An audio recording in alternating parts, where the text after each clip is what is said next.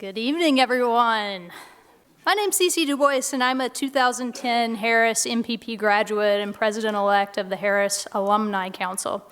On behalf of Harris and the Alumni Council, I'd like to welcome everyone here tonight, as well as those joining us remotely via webcast at alumni watch parties in Washington, D.C., Pittsburgh, and San Francisco. It's an exciting time here at Harris, with much to look forward to in the coming months and years, with a focus on a number of things, including increasing the incoming MPP class sizes, renovating our future home at the Keller Center, and seeing the project to completion by fall 2018, attracting top talent to grow our faculty, enhancing student experiences, and launching a new website in the coming weeks. As an alum, I look forward to seeing what's next for our school. Harris's ongoing growth and outstanding achievements are only made possible thanks to our supporters. Today happens to be Giving Day, a 24-hour giving campaign for the University of Chicago. Harris's goal is to secure at least 150 individual gifts from alumni and friends by noon tomorrow. These gifts will help to support promising students through the Harris Alumni Fellowship Fund, as well as to support our growing school through the Harris Fund. Following this event, there will be giving stations at the reception where you can participate in this day of giving. I've definitely given today, and I hope you guys will as well. We hope you will continue to support Harris and its great work. So tonight's event is also in part of Harris's celebration of Black History Month.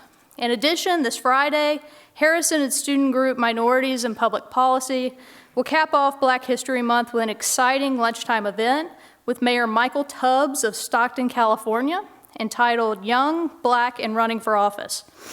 Mayor Tubbs is the first African-American mayor of Stockton and the youngest mayor in American history of a city larger than 100,000 people. Information about the event is available at the reception. Finally, I am very pleased to introduce the main star of our event tonight, Dean Kerwin Charles. Yeah, there we go. I like it. I like it. Kerwin Charles is the interim dean and Edwin and Betty L. Bergman Distinguished Service Professor at Harris. His research focuses on a range of questions in labor and applied microeconomics. Now, I've covered everything that's on the paper here, so now I can maybe look at you guys and say a few things. So I'm a 2010 MPP, so I think when I first met Kerwin Charles was in 2008 in Microeconomics for Public Policy 1.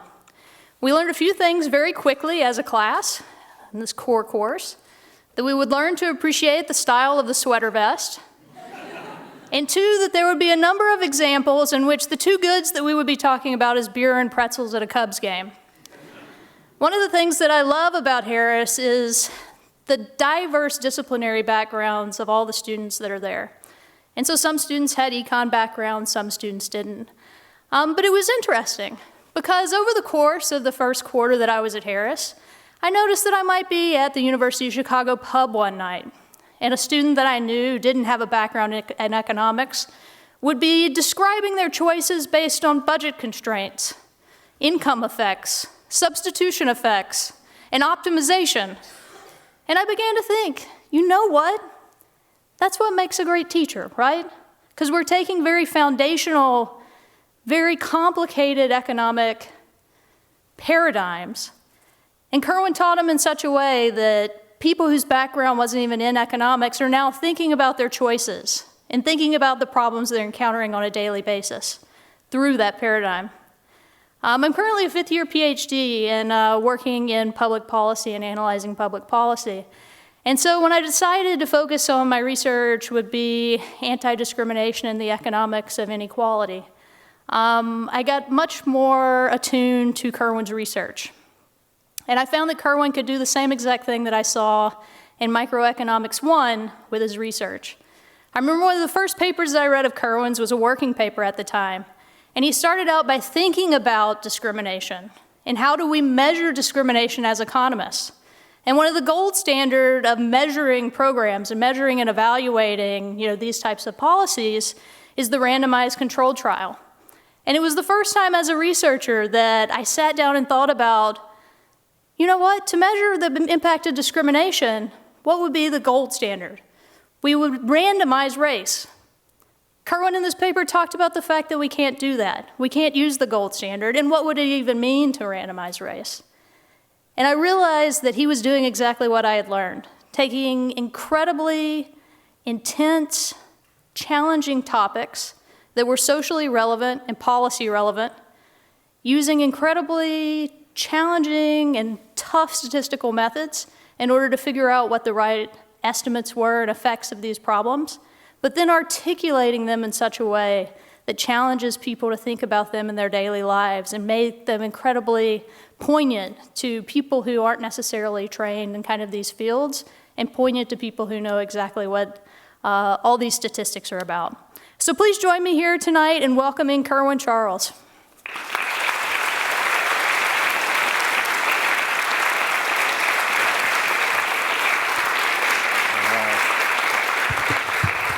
Thank you very much. That is an incredibly generous introduction.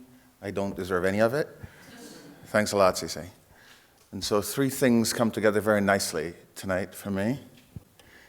There's first the fact that we have been asked as a school to make Giving Day content rich.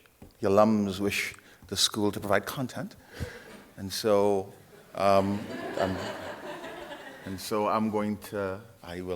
I'll provide some content tonight, hopefully.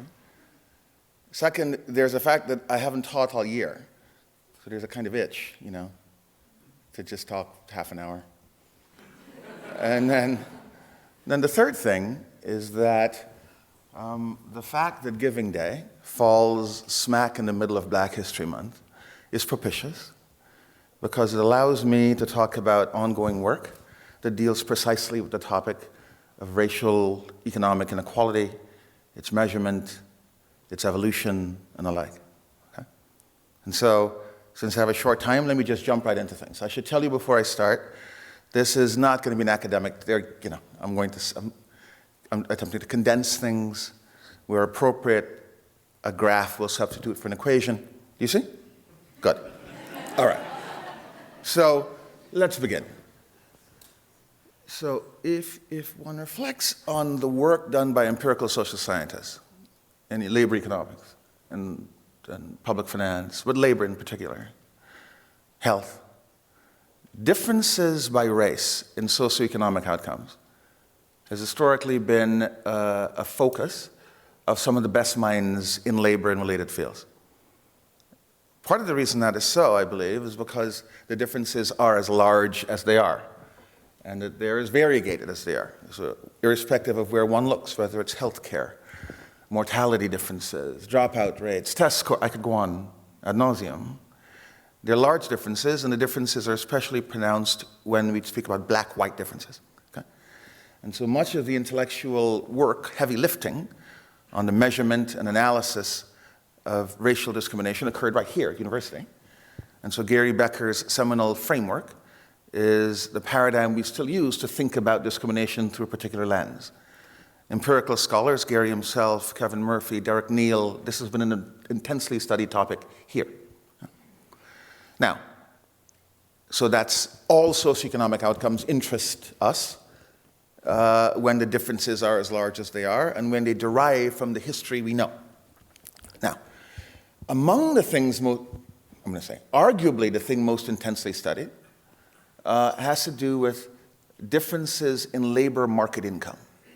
On the slide here, I say it is not surprising that labor market-related returns constitute the bulk of work among labor economists in this area. It is not surprising, I say. The reason I say that is because if one thinks about, pick a typical American.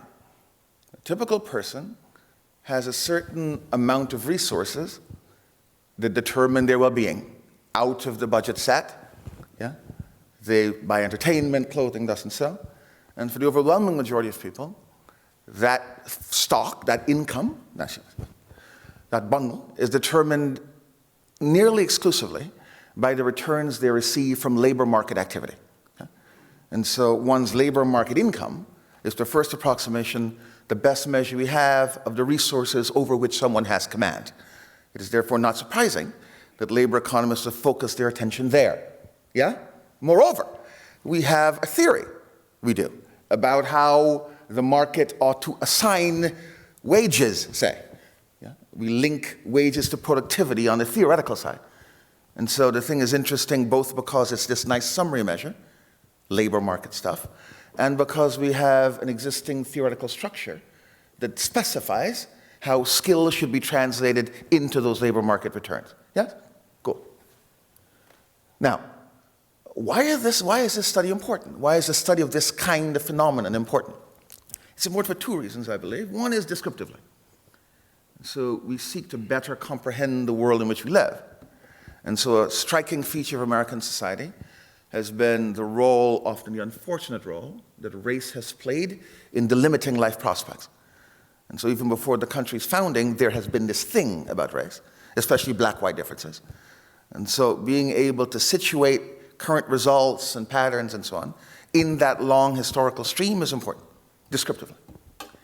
It is in addition the case that when we think about policies, the appeal of a particular kind of policy, our nervousness about another one that is proposed to ameliorate racial differences, will hinge crucially on what the facts on the ground are about racial gaps and their evolution. Yeah? Good. So what are they?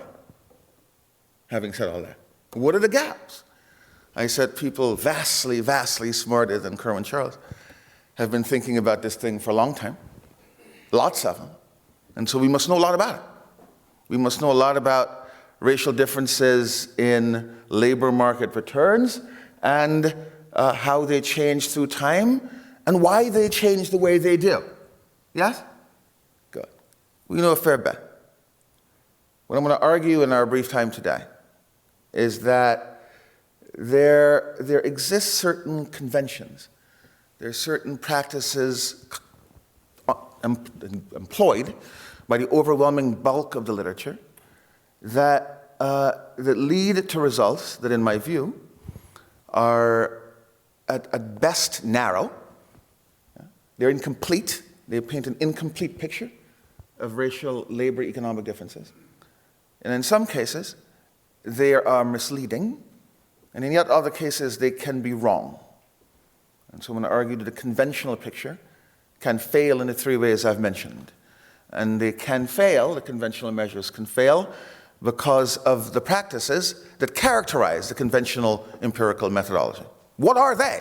What are these conventional methods?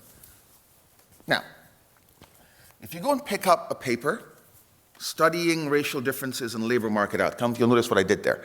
I stopped talking about socioeconomic phenomena in general, and now I'm talking about labor market outcomes for the rest of the talk. Yeah?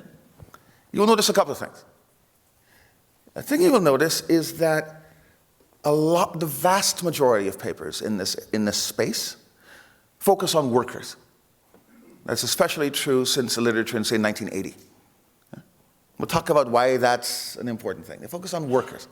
So they say, what's the difference in labor market outcome Q or X among workers? A second thing is that the emphasis of most papers tends to be on the middle of the distribution. The mean, for example, is a common focus. The median is the focus of some other papers. But the middle of the distribution is where people tend to be focused on. There's this other thing, which is that, as I'll show you, it's not obvious that in fact, it is obvious to me that it's not, that the level is merely one way to think about racial differences. I'll illustrate what I mean. But the literature is focused nearly exclusively on differences in the levels of these labor market outcomes. I'll put some content to this in a moment, okay? And then third, when at the end authors talk about what the results imply about policies, it is nearly always the case that in describing the race-specific policy that they're pointing to, that the analysis ignores entirely the fact that these race-specific policies interact with underlying changes in the economy, making it difficult to separate cleanly the effect of the policy being discussed. Again, I'll put content on these four things as we proceed. And so, in this work I'm doing with my friend Pat Baer from Duke. I'm also going to be drawing in this paper on work I do with my frequent co-author Eric Hurst from Booth. This is work I'm going to do for the next several years, but I'm going to summarize some results today. I systematically try to relax the assumptions and conventions I just described, okay? And what I'm going to show you is that relaxing those practices and conventions can lead to results that differ in some cases quite dramatically from the conventionally understood wisdom, okay? And so just to remind us, those are the 4 things I'm going to try to go through. I might not get to all of them, yeah? But I'm going to show you what happens when you think about these 4. We kick the tires, as it were, on our empirical methodology thinking about racial gaps. How are we doing? We're doing good. Okay. All right. So let's think about this, the focus on workers, please. Yeah? And so I have an RA who's pulling together sort of every paper published on these questions in what we call in economics the top 5 of economics, top 5 journals, and then in the Journal of Labor Economics, Journal of since like 1990, to figure out what fraction of papers focus just on the workers. It's a large fraction. Something's weird about that. Something's weird about that, and it's becoming more weird by the day. So here's our first result. Here's our first result. So what Pat Baer and I do in this paper, in this graph, is we go to the censuses and the ACSs, and we compute a measure, a currently employed measure, or its obverse. This is not currently working. Yeah? Not currently working. And what we've done here is to break down what is the activity, one might say the inactivity, engaged in by those not currently working. Do you see? Yeah? And this is the figure for white men. Here's the thing. I'm going to be talking about men henceforth. We're writing a companion paper about women. Women are complicated. There's marriage. There's some. Okay? So for our purposes today, I'm going to focus on men. Okay? Good. White men. Look at that. That's an amazing increase. And so in 1940 and 1950, okay, something like 6% of white men between 25 and 54 in any given year would not be working. There's a stunning increase by the end of our period in 2013. We run all the way through 14, but I'm stopping at 13 now. Now you might say, look, Kerwin, in a way, showing me what's happening at the end here is cheating, yeah? Because there was a recession in there, right? See what I mean? And so I thought you might say that. So here's what I did. This is the year before the recession, you see? This is the year the NBR tells me it ended, yeah? And this is many years after it, you see? And so this thing is a thing, that we have real increased non-work, yeah, among these young prime age white men. Notice the composition of the non-work. There's a thing about this that's really interesting, which is, sorry, I'm stepping on my thing. That's what, it's not my clicker, that's the problem. So I completely messed up my thing there, but pretend you didn't see that. Look at this. Look at this. Look at this. This is men out of the labor force. A man between 25 and 54, not working, not looking for work, okay? Out of the labor force. Look at how that thing is growing. So that by the end of our sample period here, we're looking at something like 12 to 13% of prime age white men. Yeah? That's amazingly big, just to put things in perspective. Amazingly big. Or is it? Yeah? Because this is the same pattern for black men in the same age group. The scale of the diagram is exactly the same. The axes are similarly scaled. Yeah? And what you should see is that there's something amazing in the economy happening now.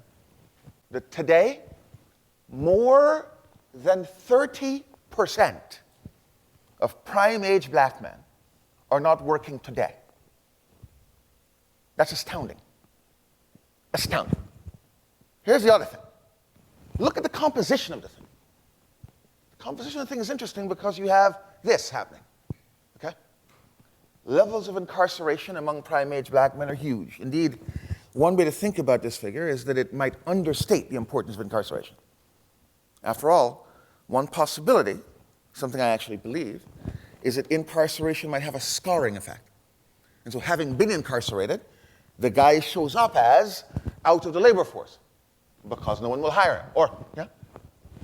However you look at it, dramatic increase over time in non-participation, non-work, making it odd that so much of the literature focuses conditions on working as a kind of initial step to the analysis. Okay? When I look at numbers like that, and I look at patterns like that, by the way, one thing you might say is, Kerwin, this is kind of short-term unemployment. Remember, the Census Bureau comes around and asks you on a Wednesday, who knows, it's a one day. Yeah? The question is, are you working today or last week? But then there's a census question about whether you have worked in a previous year. And I've plotted that. I've plotted the fraction of men by race who have not worked in the previous year. Okay? So this phenomenon of non-work is not about ephemeral or transitory stepping in and out. No.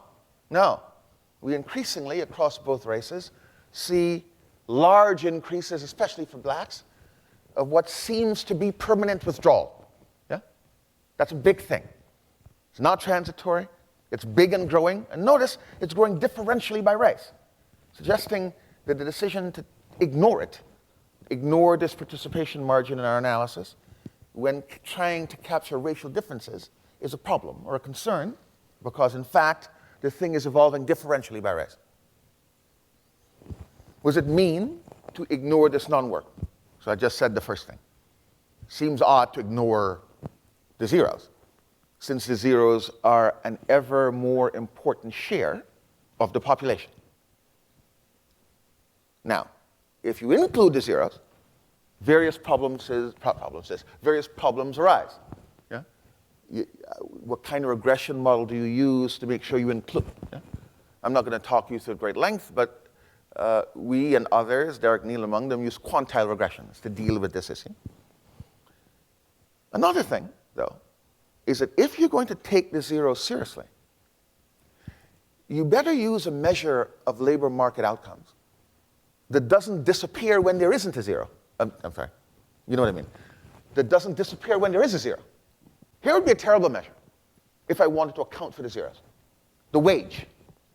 You see, the wage someone receives is only paid when they are working. And so we want some measure of labor market income or realization that is present whether or not they're working. And what we're going to use in this paper is their earnings. If you're not working, it's zero. If you work, it's your hours times your wage. Okay? Good. Now, remember I said the other thing I want us to think about is whether this practice in the literature of using a single measure to document racial gaps in earning performance, namely the level of earnings. Take me, take Fred, he gets 10,000, I get 7,500, the difference between 10 and, yeah, that, or something else, in addition to that, yeah?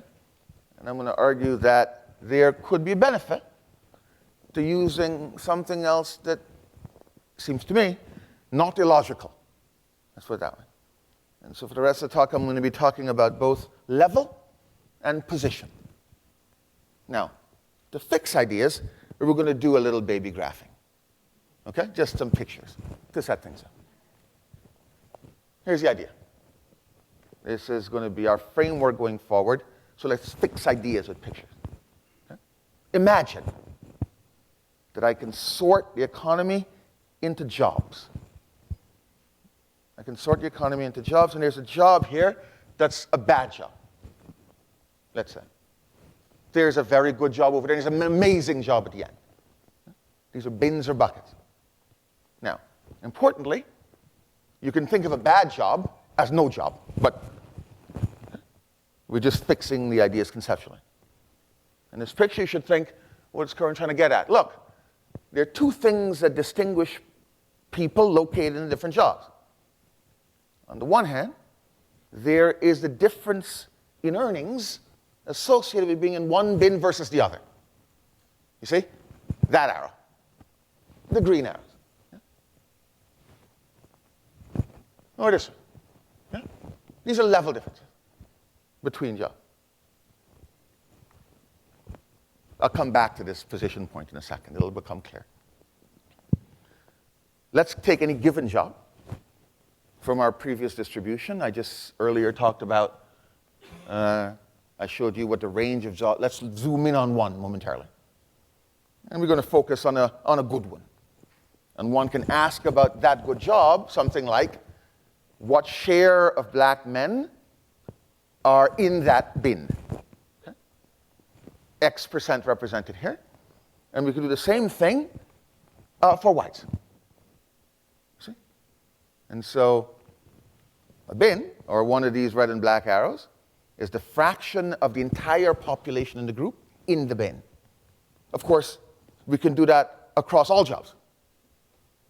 And so we have summarized here the distribution of blacks and whites across jobs in this make-believe economy. Do you see?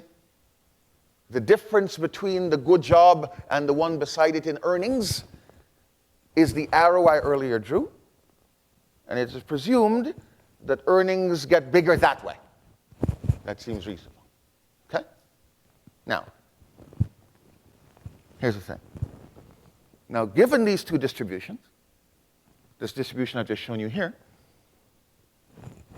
there's going to be a mean level of earnings among whites and a mean level of earnings among blacks. And so one way to compute the difference in racial economic performance, labor market performance, is to take a difference in the mean. Yeah? But there's no reason why we should stop at the mean. Indeed, while measuring the mean is fine, there are lots of other comparisons we might make. And the fact that we're going to be thinking about quantile regressions makes the use of those other comparisons straightforward. For example, here I go a comparison. You could ask me, you could say, Kerwin, I know the thing about the mean. Check this out. Suppose you took the highest earning black guy, yeah, and the highest earning white guy, and you compared them.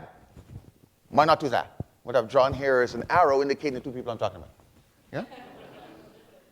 And about these two people, I can ask questions like the following. I could say, look, the gap in earnings level between the highest earning black man and the highest earning white man, yeah, is the two green arrows. Yeah? That's the way we think about the thing normally. Good. But the second thing we might say about them is that we might say that there is a racial gap in position as between the highest earning black man and highest earning white man. We might say that you see, they're separated by two positions, actually. Where in this context, I've switched between talking about jobs and positions. The idea being that the higher the job, the higher the position in the earnings distribution. Yeah? Not only can I compare the top earners, but I can also compare the bottom earners.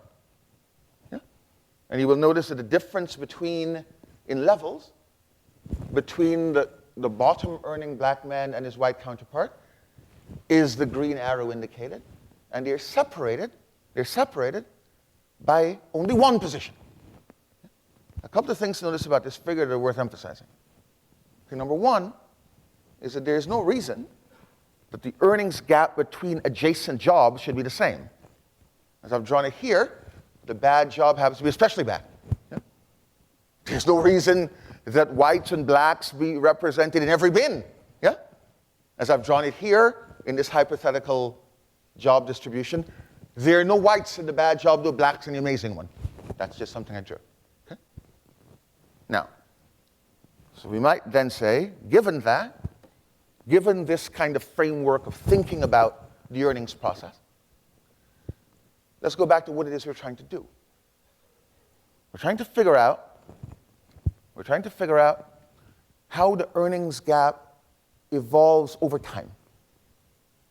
What makes blacks get closer to whites or further apart, differentially by their position. What makes the highest earning black get closer to or further away from the highest earning white? Yeah? The middle earning black, kind of like that. Yeah? And that convergence, or divergence, but I'll speak in terms of convergence, is going to be the sum of two forces. And so, for people interested in the paper, Pat Bayer and I extend a model here that is the June, Murphy, and Pierce model, for those of you who are familiar with that work, to show that changes, convergence changes, can be written the way I've represented them here. Positional convergence, I'm going to call one, and structural convergence, I'm going to call the other. Okay? Let me illustrate what I mean by positional and structural before we do some, I'll show you some results, and we call it a day. Everyone with me? That's fine. Very good. So, positional convergence. So remember what we're doing. We're trying to figure out how, over time, what accounts for the change over time in the racial earnings gap. Yeah?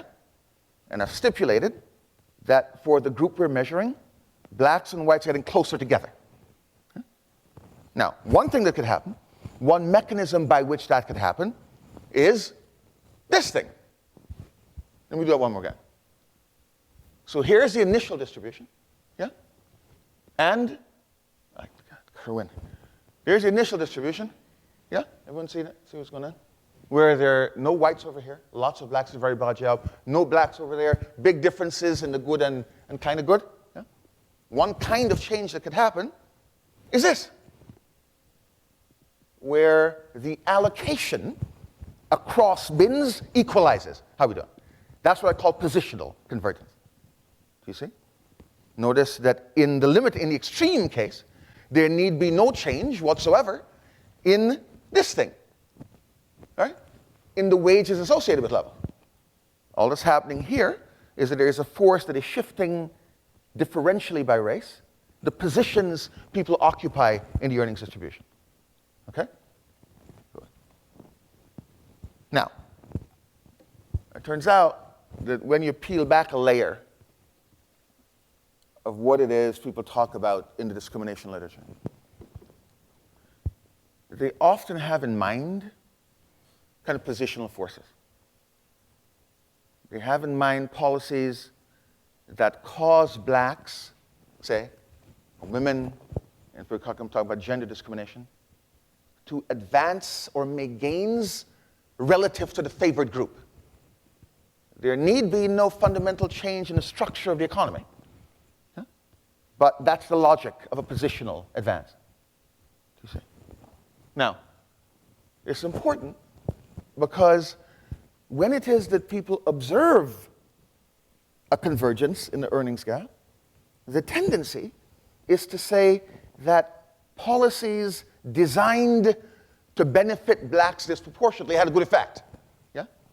And when they don't see convergence, they say policies designed to benefit blacks didn't have the intended effect. I want you to keep that in mind. Good. I'll come back to that in a sec.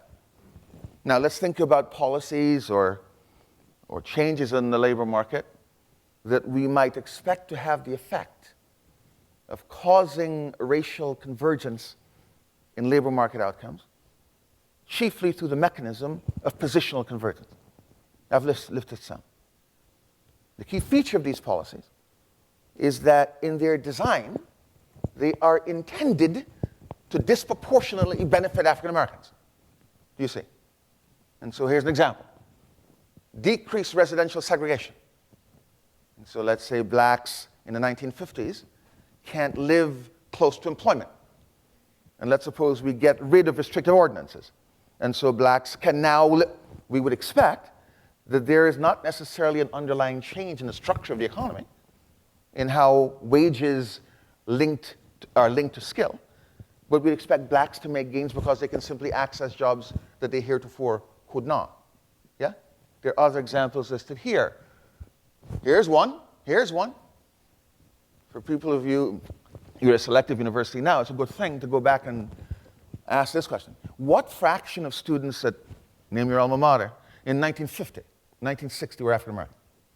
Not a big number. Ask about the professions. And so Eric Hurst and various others at Booth have been looking at the opening up of the professions to racial minorities and to women. In 1970. 1970, not 1930, 1970. How many African American lawyers are there? How many black women, you see? So there's been an astounding opening up of occupations which should have disproportionately benefited African Americans. Affirmative action is another example. And so access to selective colleges should have had the same effect. All of these things should be causing advances relative to the position of whites with no necessary underlying change in the structure of the economy. Do you see? Positional convergence. I have said that there's a second type of convergence. I have said. I've called it structural convergence. Let's illustrate that. So go back to our initial picture again. This is our make-believe economy in which people are distributed across jobs. And you understand by job, it's a shorthand. You see what I mean? I mean earnings position in economic distribution. Good. People are distributed there differentially by race. And then between year 1 and year 2, this happens. Between years 1 and 2, that happens. You will notice that in this example, there has been no change whatsoever in the distribution within a cell by race. None. Yeah? What has happened instead is that the underlying structure of the economy has changed in such a fashion as to shrink the earnings gap across levels. Do you see? This I'm going to call structural convergence. And in fact, when we see something in the world, when we see earnings gaps shrinking or expanding, it's a combination of the two things I've just mentioned. It's useful to reflect briefly on what kind of policy, what kind of race-neutral policy, one might call it, would have the effect of shrinking the racial earnings gap. This is how I would do when I were teaching. If I were teaching now, I would stop and I would say to you, I would say, it's your time to talk, and then you would talk. So what kind of policy would race, you see why I mean race neutral? Do you see why I'm saying that? It's got to be a policy that just applies to anybody in a given bin, yeah? Anybody in a given bin. And its effect on the racial earnings gap derives from the fact that blacks and whites are initially differentially sorted across bins, yeah? So for example, here's a policy like the minimum wage. Yeah? Something that dragged up the earnings in the left tail of the earnings distribution would disproportionately benefit blacks. Why? Because blacks are initially disproportionately in that tail. Yeah? Something that, for whatever reason, caused firms to pass on tax increases only to wealthy, I don't know, I'm making stuff up here as I go. You could imagine the right tail being pulled in, something like that. Yeah? The key point is, and here's the third one. Here's the third one. A change in the underlying returns to skill in the economy. Suppose for whatever reason, the economy simply starts rewarding skill more generously than it used to. The fact that people are initially, by race, differentially arrayed across skill groups will cause there to be an increase in racial gaps just because of where people were at the beginning. Okay? All right. All right, I've said that already. And so the gap is the combination of these two things. I want to think about what is important, which one matters. And so let me talk to you about some results. Let's talk about some results. So what I'm going to do is, for the next 5-10 minutes until we end, you might have asked yourself, you told me that this zero matters. Maybe it doesn't matter. Maybe. For example, here's the thing. Here's what I do here. This is a median regression. Wow. The time just really flew. I'm going to take an extra 5. I'm going to take an extra 5. She told me there are 5 minutes left. Okay, so I'll pick up the pace. So this is a median regression estimated year by year in the census. Okay? And what we're calculating here is this is the gap that you will pick up. There are a bunch of papers that have this result. Okay? The papers are conditioning on workers. And this is the pattern you get. This is the evidence you get. There's a very famous paper here by Bound and Freeman called What Went Wrong. And John Bound and Richard Freeman are writing about the 1980s. And they say, whoa, look at that. Things slowed down in the 1980s. That's the name of the paper, the What Went Wrong paper. Blacks were doing so well, and then look at this flattening. Yeah? But imagine you did my thing. Imagine you said, you know what? Let's include the zeros and run a median regression. What happens then? This is what happens. Yeah? That if you use the entire population at the median, here's what you find. You find that focusing on workers dramatically understates the degree to which black economic circumstances have relatively declined since 1980. In fact, whereas the conventional measure shows no decline, this does. Yeah? Indeed, if you take an African-American man today, roughly 35-ish, okay, and you estimate the racial earnings gap at the median, the racial earnings gap today is as large as was true in 1950. And so the pattern is tremendous convergence, just like the early literature found, between 1940 and 1975-ish or so. Yeah? But then whereas Bound, Charlie Brown, and others have been finding a flattening, taking account of the growing incidence of zeros, in fact shows that the African-American condition at the median is as bad as was true in 1950. I find that to be a very striking result myself. One can say, well, that's just the median curve. Well, what about the 90th? Yeah? The 90th is different.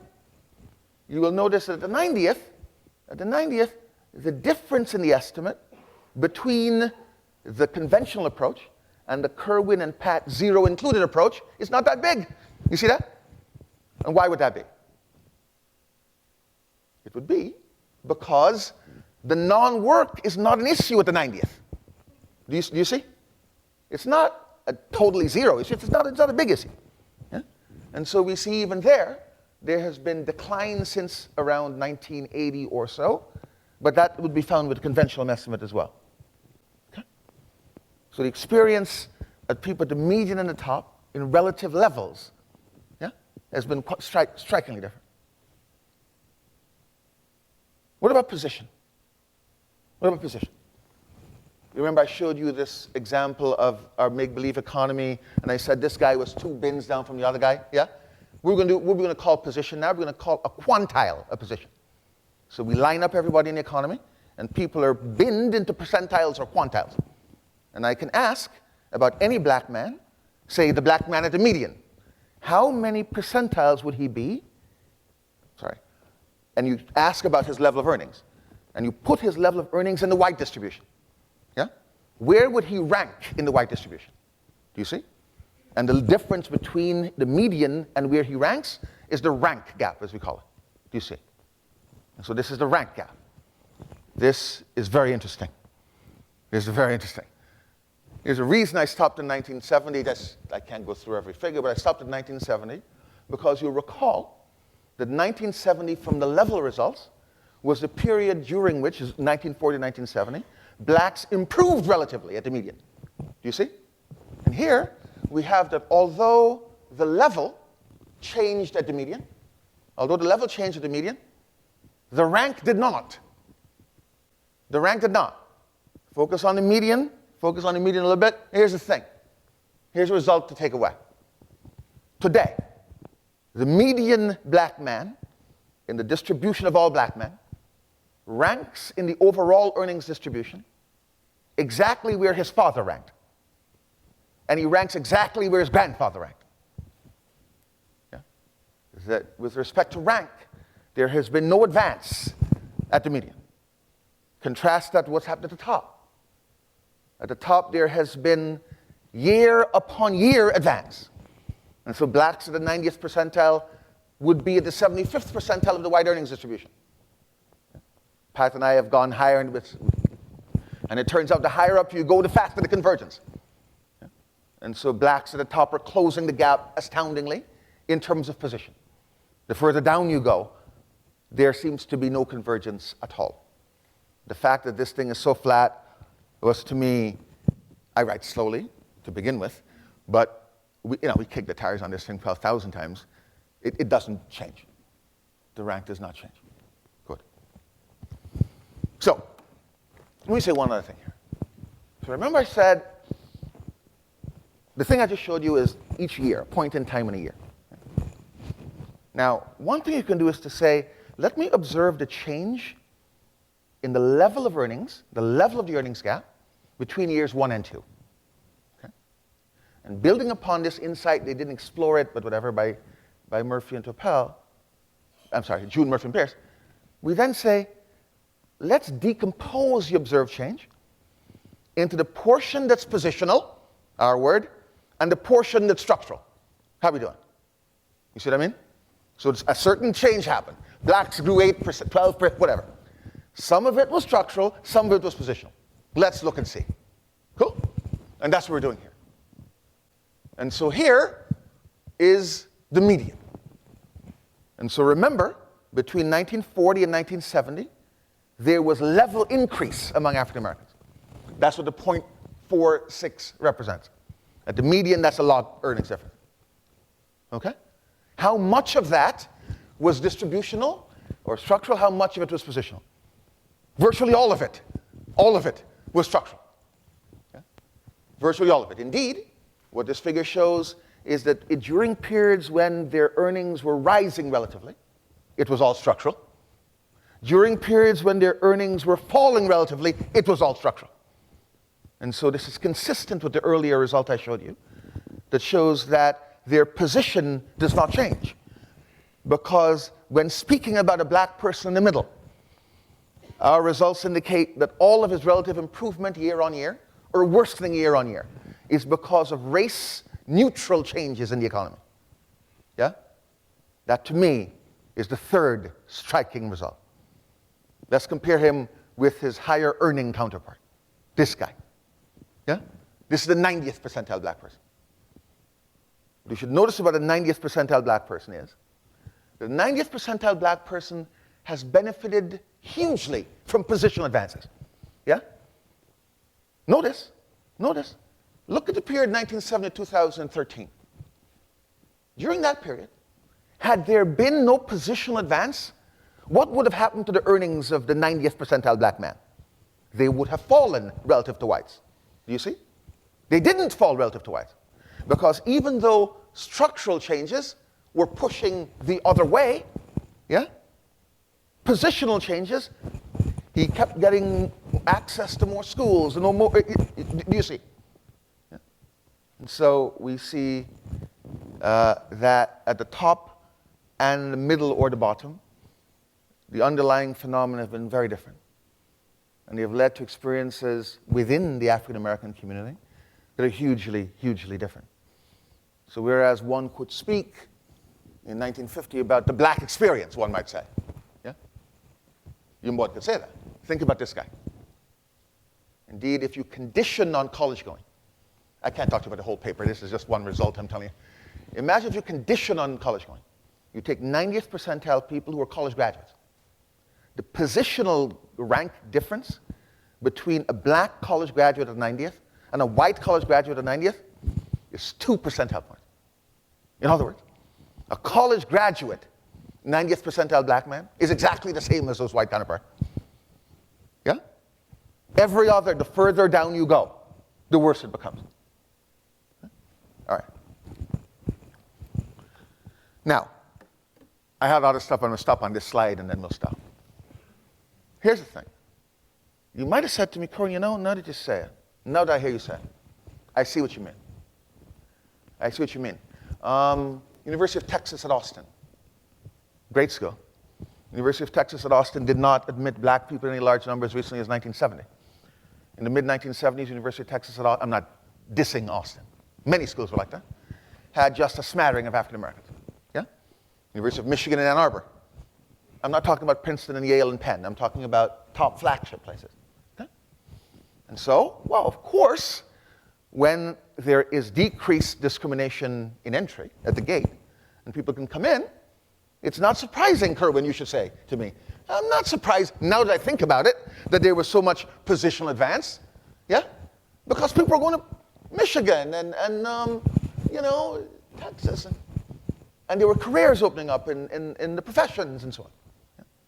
And so, in a way, the positional advance at the top is not surprising when one thinks about it. But you should also say, it is very weird, Kerwin, very weird, that there were not positional advances in the middle. Here's why. Because it's not only that Penn and Texas opened up. That's not all that happened. In the 1970s, the country launched a community college movement in the 1970s. Brown versus Board was prior to the 70s, and Brown versus Board should have benefited people at the middle and bottom. Yeah? And so you disproportionately black. You see what I mean? And so you would have expected positional gains because of those changes. How are we doing? And yet you're telling me there aren't any. That's a good question you ask. Your intuition, your instinct is good. It's very good. It's very good. Because what you have in mind is you're saying to me, Kerwin, look at, I have the feeling, you say, that blacks made great gains during this very period, these periods, in education. And you are right. Yeah? Look at African American education in 1940. African American education in 1940. What share of Americans and African Americans in 1940 had 8 years or fewer of education? Yeah? That's a top number. And then look across by 1980. That's an astounding change. Something about which the country should be proud. There's all kind of stuff. This is board, this is vigorous anti-discrimination, there's all kind of stuff. Yeah? But again, you would have thought that that thing should lead to positional changes. Right? Here's the thing, and I'll close on this. I didn't have a slide, we'll talk it out. So here's the idea. It is true that African Americans were closing the education gap relative to whites during the period in question. Yeah? However, African Americans are, to a first approximation, moving from things like being a high school dropout to being a high school graduate. Yeah? Being a high school graduate to having 1 year, half year at a community college. Yeah? During the same period, whites are increasing their education by a year as well. But they're going from nearly completing college to completing college. You see? And so what is happening? What is happening is just at the time that African Americans are, in fact, just as you thought, closing the racial education gap, the labor market has been pricing skills differently. Do you see what I mean? In 1930, 40, the labor market kind of cared if you went to college, but not really. Yeah? In 2013, the labor market cares a lot if you went to college. And so just at the time that African Americans were increasing their schooling attainment, their educational attainment, the labor market was adversely pricing against them as the skills to return. Do you see? Yeah? And so there's an accent of timing here, in a way, that had skilled bias technical change, as we call it in labor economics, not occurred. In point of fact, there would have been probably positional change. But it is the fact that the labor market is increasingly pricing college, so it doesn't, here's what I'm saying. I think I have a bullet about it. Here's what I'm trying to say. In a way, I took off the bullet. Yeah, this is what I'm saying. Yeah? Like, yes, big whoopee when you graduated high school. You see? At the time that people are doing that more and more, and we should be proud about that, the labor market is saying, we don't care about that. When I say we don't care about it, we're rewarding college ever more. And that causes the residual difference in education to be priced in such a way that blacks can't close the earnings gap. I'm way over time, so I should stop. I should stop and take questions. Oh, sorry. So thank you for your presentation. And I'm going to take the research one step further, and I'm wondering if you've explored this, the extent to which now in our current condition, we are valuing skills that may not require a college, college graduation, for example. Does the tech industry help to level the playing field in terms of black-white positioning, or what more needs to be done in terms of policy to ensure that that's an opportunity? That's a good question. Eric and I were, this is my friend Eric I was talking about earlier, someone else asked us this question for another paper recently. Will technology have the effect of flattening? So there is no reason why skill-biased technical change needs to have gone as it has. Skill-biased technical change in lay language means, here's Kerwin and here's another person. Kerwin and this other person are separated by some amount of schooling. The labor market cares a lot about the difference in schooling between them. And every year prices that difference at, say, $5 a pound, $10 a pound. You see? It takes a difference and pays more for the difference. Why does that happen? Well, it happens if it is the case that the associated marginal revenue product, the output of the person with the higher skill, is rising by at least as much as the price. There's lots of reasons why that has happened in the last 2 decades for people in this room. But one could imagine technology going the other way. One could imagine the technology to come will be flattening. Here's an example. So I didn't learn to type as a child. It was a big mistake. My mom told me to and I did. Fine, I messed up. When I'm around, everybody can type. Yeah? We all can type. It's like a thing, we're texting and typing. And in a way, if the labor market priced that, people without the access we had are going to be systematically kind of punished in the market.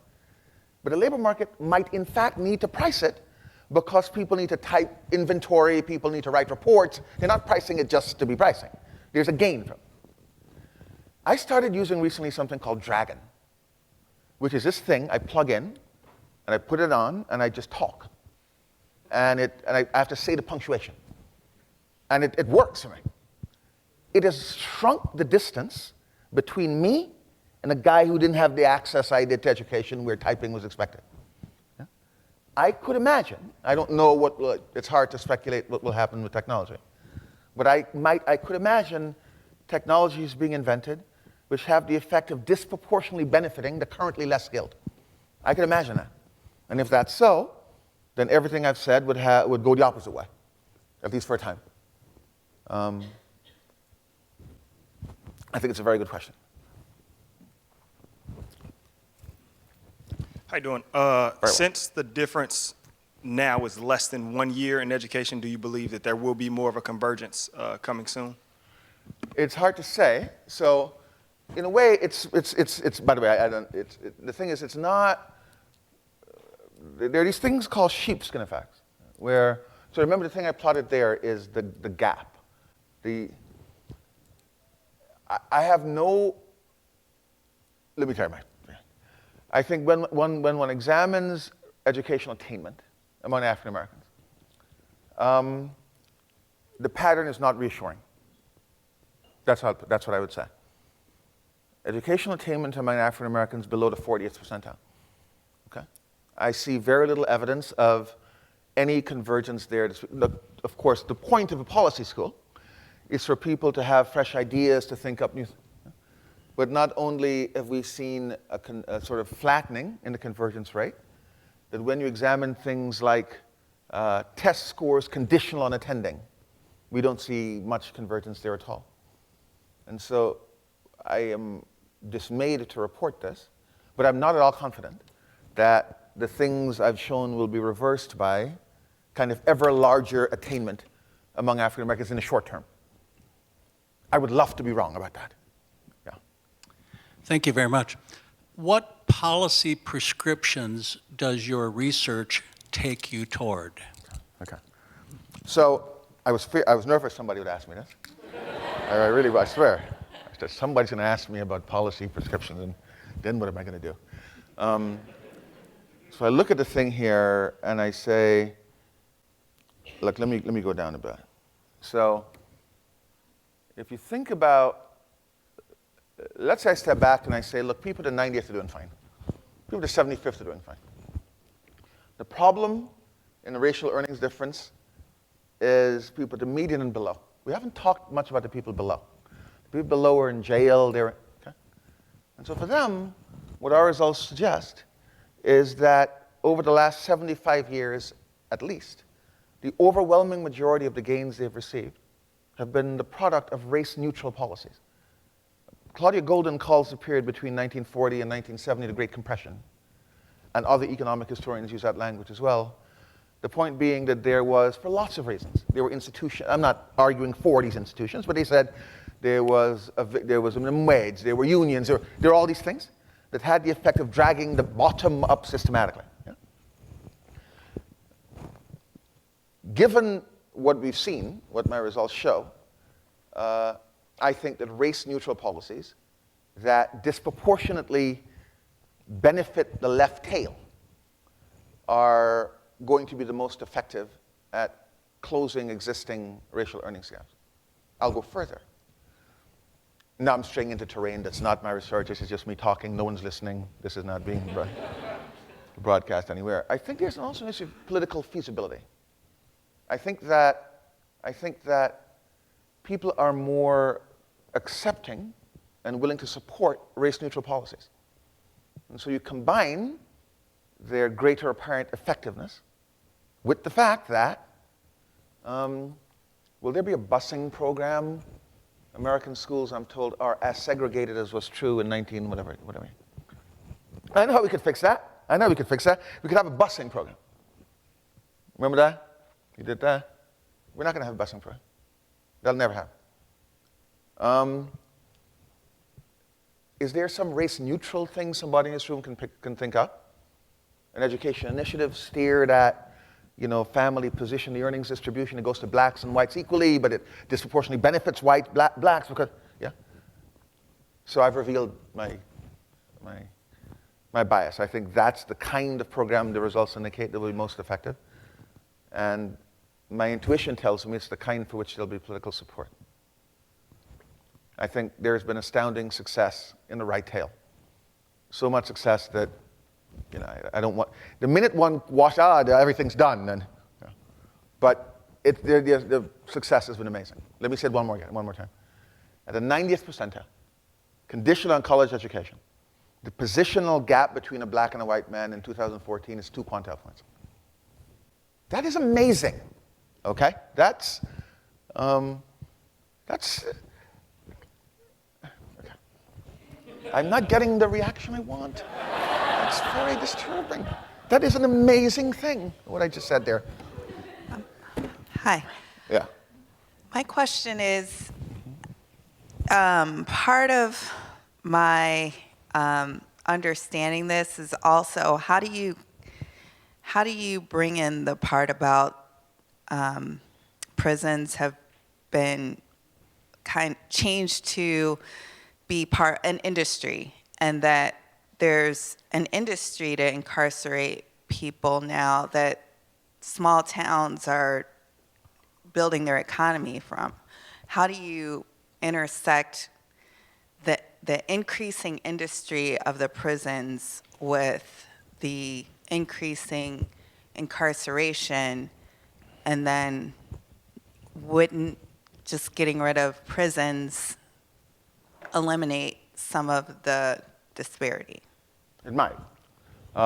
So to the extent that the results I show you derive in large measure, at least at a median, from the experience of people out of the labor force, then mechanically, taking lots of people out of the labor force and having them be participants, I would expect it to have an effect that causes these gaps to be smaller.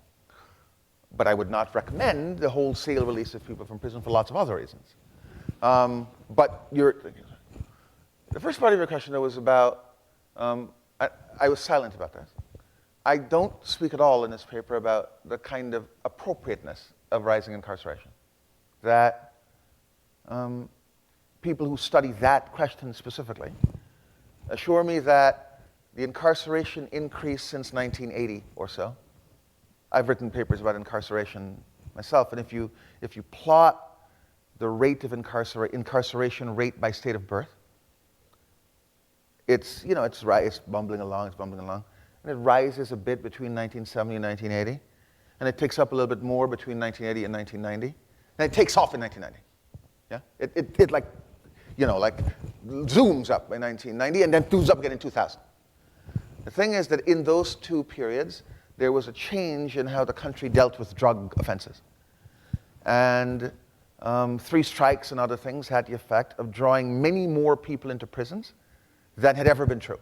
Indeed, if you look at a survey like Monitoring the Future, which tracks drug use, there was no commensurate increase, at least no differential increase, in people using pot or people using hair, whatever it is people use. And so we have the same rate of criminal offending, of using, yeah? But this massive increase in incarceration. That's a policy decision. Now, it's not a policy decision to which I can speak in an expert way. There's legal stuff, and you know, but stepping back from it, I'm struck by the fact that the incarceration rate among African Americans would cause, say, people born in, let's take a southern state. So I have a paper in which I asked the following question.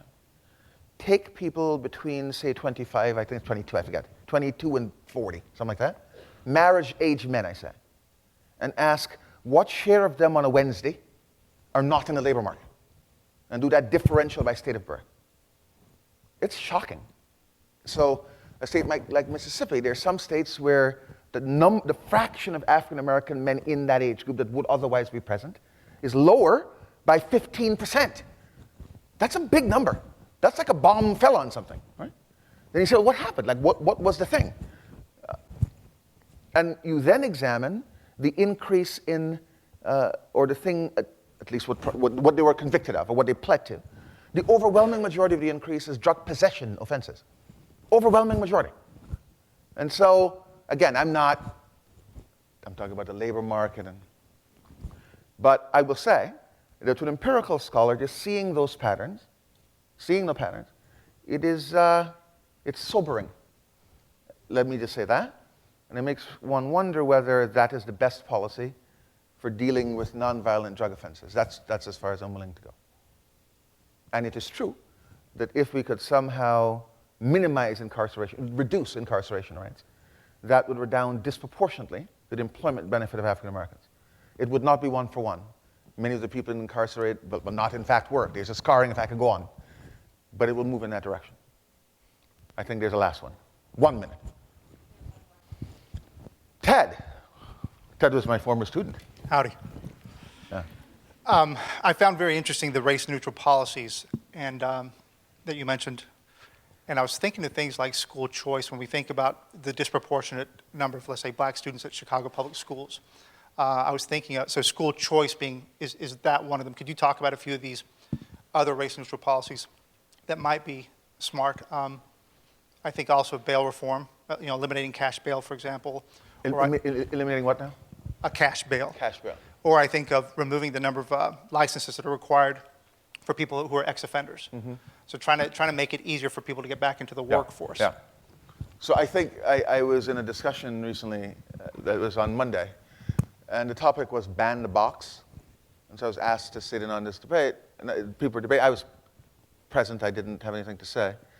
But the idea is that, here's the idea, that someone, he was 18.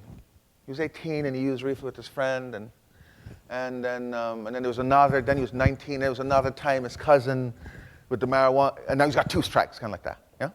And then something happens and he goes to prison. Yeah? And he serves his time, and he comes out, and he cannot get a job. These people were saying in the conference, he can't get a job because of this scarring effect that people are at. And so the movement, as I understand it, the ban, you guys know about ban the box? Okay, so you know more about it than me. There's a movement to get rid of this as a requirement of employment. I learned to my surprise on Monday that when you apply to University of Chicago using the online application, there's a thing. I didn't know this until Monday, where you have to report whether you've been convicted of a felony and served time in prison. I didn't know that. Now, about all things, it won't surprise you that I'm an economist. So I say, well, imagine you got rid of ban the box, then someone comes to me for a job, I draw inferences about him, because I don't know. So I said, well, look, since black men are disproportionately likely to be in prison, and since that's information I no longer possess, and then I learned from my friend Tom Miles at the Law School that there's an exact paper about exactly that. Yeah, exactly that. That when the box has been removed experimentally, people are engaged in exactly this, what we call statistical discrimination. Yeah? So it's not a trivial issue. But I will say that I was struck to see the passion and the kind of sensitivity and caring about this, where people are saying someone goes to jail at 19 or 20 and does his time, and he comes out and he hasn't been violent or whatever. Should he have this thing hanging over him forever? Yeah? That might be race neutral. And if there's political support for that, it too would disproportionately benefit African Americans. I'm not going to touch school choice, Ted. Yeah, but so, thanks very much. Yeah.